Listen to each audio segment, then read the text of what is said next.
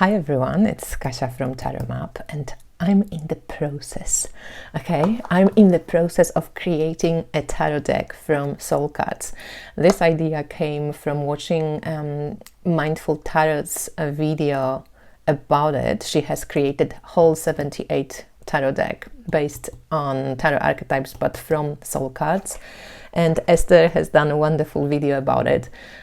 She said she doesn't remember whose idea was it. Mary Kay Greer's, maybe, who knows, but you can try and create, you know, tarot decks from all other different decks that you have and so on, so do like a combination deck. But I actually love the idea about the soul cards because I really appreciate soul cards so much. So I got really excited and did the majors like this. I had couple of different ideas, but I just wanted to share with you all my majors and just go quickly through them and see why I chose them. So as you know, the Fool, to me, very naive, very joyous, very kind of foolish in a sense of, you know, I'm off, I'm going, I don't care about the consequences, I'm taking that leap, I'm going, I'm taking that leap of faith, or I'm taking the risk, right? I don't know how it's going to end.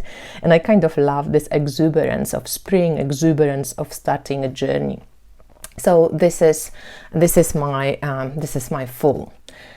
How am I going to do it? Maybe I'm just going to pull them there. Magician is exactly the same as in Esther's video. Kind of, you know, more on the esoteric side of the Magician, not Tarot de Marseille side of the Magician, but to me Magician is about imagination and being able to imagine the worlds that I might be able to create later on, right? So Magician per se is not the like creation, like Emperor would be the creation, you know, but Magician gives the idea, gives the initial imaginary spark to the whole process. So I like how that depicts it. Okay, with the High Priestess, Lisa or Esther took this one because she said she recognizes like Sophia, Mother Mary in her. I thought about it too because obviously High Priestess is very Mother Mary to me. But I don't know, I just love this couple of Empress and Emperor for these two. So she could be easily the High Priestess, but to me she became the Empress and he became the Emperor.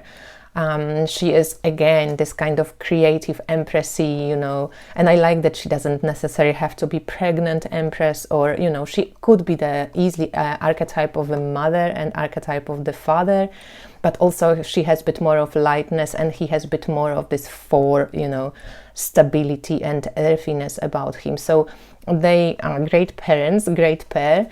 And the High Priestess, I in the end decided for this card. And it's a very strange one, right? But I like that the veil could be kind of like fiery, that there's like, she is able to communicate and draw like, you know, spirits or information from the other side. Sometimes it's good, sometimes it's bad. She is like she's able to communicate with the other side, and maybe you do need to go through her to get that, you know, mysterious world. So I chose her. So this is my High Priestess, my Empress, and the Emperor. And then we have the Hierophant, right? So I chose this for a Hierophant because I felt like Hierophant, I picked like the positive aspect of Hierophant archetype. To me, Hierophant speaks the words of wisdom. It's a great teacher, most often the great spiritual teacher. So I really liked how this was depicted here, and it could be him or her, it doesn't really matter, right? Since I'm connected also to this Order of the Dove through Hetien and her Mysteries of Mary decks. I don't know, there was just something very dovey about this card and I loved it. I had an issue with Lovers. They were much more, you know, interesting or more lovers cards. Let me just show you. I also thought of this one for Hierophant with the blessings. It's pretty cool. Like, for example, this maybe could be it. Or there was another one which I wanted to take, was my first choice. Anyway, this is my Lovers because I thought it feels like the black and white sometimes, you know, feels sometimes like light and shadow. It feels like Gemini. It feels like in a relationship you always keep projecting shit onto other people. It's always the family that knows how to trigger you the most because they know you the best. So all of this, I think, made it maybe not the most romantic Lovers, but also not too bad. This was very like feeling like Chariot, so the dragon, and the dragon, I feel like it has a lot of power and momentum and kind of will and focus. And if the charioteer really, you know, focuses and uses like it becomes the chariot in some way. So I quite like how this works out. This was a very kind of intuitive choice as well. This is my strength, so I went with 8 for strength this time. And I felt like, you know, this person is not opening the lion's mouth maybe, but it really opens something inside of them. And sometimes we need to dig deep for the strength to, you know, find the strength within us. And usually strength card speaks about some form of courage to, you know, that we find within ourselves to look at things that maybe are scary or to bring more balance in. So this is, I like how this is like a deep search in. This is my Hermit. I love that in traditional, or maybe in Thoth, you know, the Golden Dawn symbolism, Hermit is connected to the Virgo. Virgo is very nature kind of loving. I love the wise woman type of kind of witchy herbal archetype here. So that's my Hermit. This is the Wheel of Fortune. To me, it just seems to be very movable, very like, you know, things are not standing still for sure. Sometimes it's scary, sometimes you want the changes to happen, sometimes you can't wait, you know, to go forward, sometimes you're like, fuck me dead. I hate it. So I think this is a good Wheel of Fortune. This is my Justice card. I love the peacefulness of the facial expression, and then I also love all the other faces. I feel like Justice, you know, sees everything and sees the situation from all this kind of angles, and I love that peaceful expression. This is my Hanged Man. So I was wondering if to put her like this, but since Hanged Man is such a beautiful archetype of surrender and kind of standing still even in discomfort, I kind of really love how just the expression of the face and her not, or him, like they just not moving, they like maybe suspended in water, who knows, like, you know, really foamy water. I liked it. This is my Death card.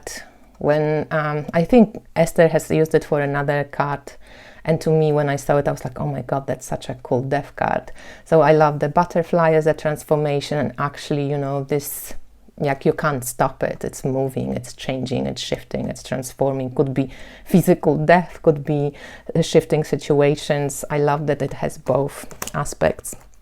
This was always my Temperance. When I saw this card, I thought like, this is a Temperance card, perfect, like fire, water, the balancing force, you know, really kind of knowing or learning or intuiting how to connect these two powerful oppositions and mingle them into one. This was Esther's Devil, and I actually thought when she was explaining it, oh fuck, that's so cool, because she said like, you know, devil is us, and I love how this person is breathing out whatever fears, you know, obsessions, hangouts we have, and just the idea that it comes out of us without externalizing the devil and making the world is scary, it's not me, like, you know, I just loved it. So I took the devil as well like this. This is my Tower. I just love the idea of Tower like cracking you open. So I love this kind of fiery, like explosion like, but it's all happening in your head in some way, and opens up and the new situations, new path to come through. You know, sometimes it's really painful, the debris is falling, but in the end, like, your world perspective, your world changes. I was wondering about the Star card. There was maybe a couple of other ones that maybe fit better, but this one was always coming back to me, and I just loved her facial expression. You know, if you have this breakthrough, if shit like shifts in your life, and you end up in a pit, you know. I love how she looks up to the stars, and it feels like this, you know, the sea, like the Red Sea opens up, and there's this first light, maybe a hope that you will be okay, you know, that you're fine, that you maybe even will be better than before. So this star was just wonderful. I just loved it, mostly based on like intuitive feel. The moon and the sun, maybe the moon, I think they're pretty like straightforward. The sun is very straightforward. I was maybe thinking would be nice to pick this as something maybe else, not so, I like to see tarot like, you know, symbolically, but I thought it looks cool, sun and moon. My judgment card was this one. I always also feel judgment a little bit like tower, but more like in an awakening sense and rebirthing, like when you really come into your calling, when you give yourself permission to, you know, fly, to do what you love, when you come closer to your potential, when you really awaken to your potential, when you follow the call. And I feel this like just shows it really well. And I thought like this is a world card for a while. And then I thought I just want the world card to be a little bit more all-inclusive, you know. And I thought this is a perfect world card. If this is the Fool, and the Fool jumps into all these adventures, the journey keeps continuing, right? Because we know that the world turns into the Fool and so on. And then the Fool changes as well. The Fool grows. It's not the same person anymore that started the journey. It's matured. It's now shifting yet into another perspective. So I thought that this is a perfect world card. So these are my majors. I will be sitting with the minors, and I will in the end hopefully show you the whole deck, but I thought I want to share this right now and it's not too long, and I will go through the minors soon. So I hope you enjoyed it. Let me know if you agreed with my archetypes. I would love to see yours. Esther, I hope you watch this. I will tag you, and thanks for the inspiration. I loved it. Bye.